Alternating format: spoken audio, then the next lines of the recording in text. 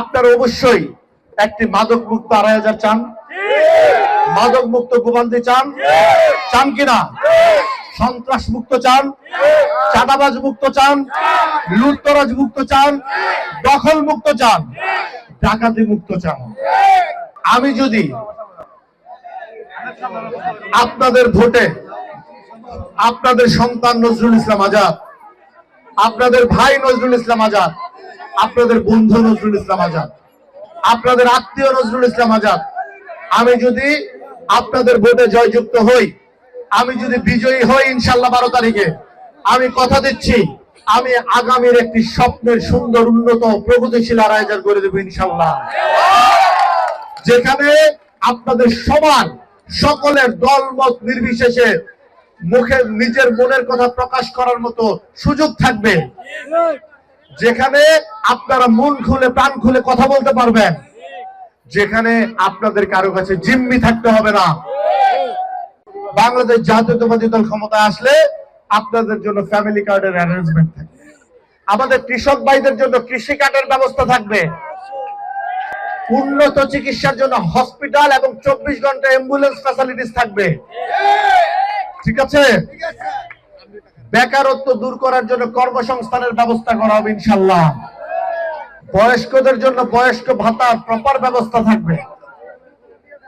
মেধাবী শিক্ষার্থীদের জন্য স্টাইপেন্ড বৃত্তির ব্যবস্থা থাকবে। উন্নত লেখাপড়ার জন্য প্রপার এডুকেশনের জন্য উন্নত শিক্ষার ব্যবস্থা থাকবে।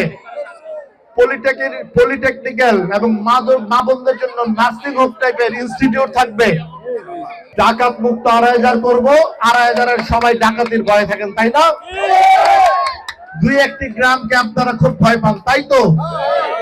আচ্ছা, ওই গ্রামের যারা আছে তারা কেউ আপনাদের আত্মীয়, তারা কেউ আপনাদেরই ভাই, তারা কেউ আপনাদেরই সন্তান।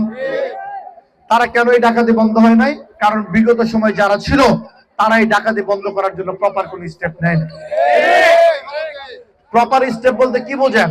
তাদেরকে আইনা জেলে ভরে রাখলেন, জেল থেকে ছুটে গেল, আবার ডাকাতি করলো, এটা proper step? This is not proper step.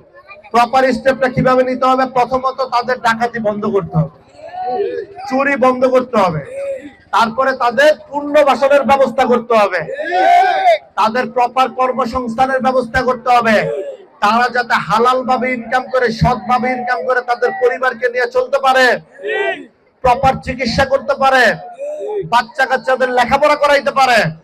তারাও তো সমাজে আমাদের মতো বাঁচতে হবে, বাঁচতে হবে না? তাদেরকে ফেলে দিলে পারবেন?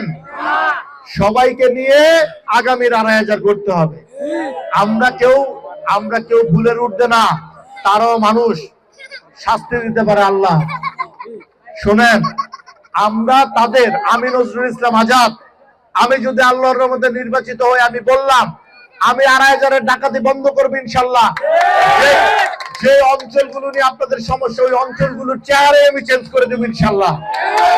ওই অঞ্চল অন্যান্য অঞ্চল থেকে ইনশাল্লাহ কোনো দিক দিয়ে কম থাকবে না। তাদের প্রপার কর্মসংস্থানের ব্যবস্থা থাকবে। জোর করে তাদেরকে দিয়ে কেউ ডাকাতি করাতে পারবে না ইনশাল্লাহ। জোর করে কেউ কাউকে দিয়ে চুরি করাইতে পারবেন ইনশাল্লাহ।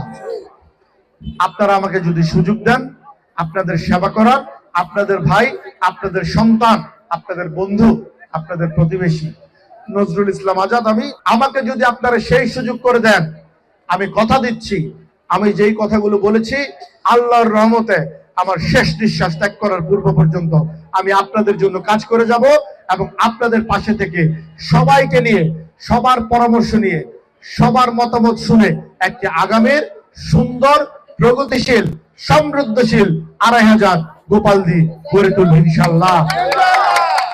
ভোট দিবেন কিসে? ভোট দিবেন কিসে? ১২ তারিখ সারাদিন, ১২ তারিখ সারাদিন মা বোনেরা আছেন, কেউ কিছু বলতে চান আমাকে? বলেন। আজাদ ভাইয়া খুশি, বাসের উপরে বাস, আজাদ ভাইয়া ভাস।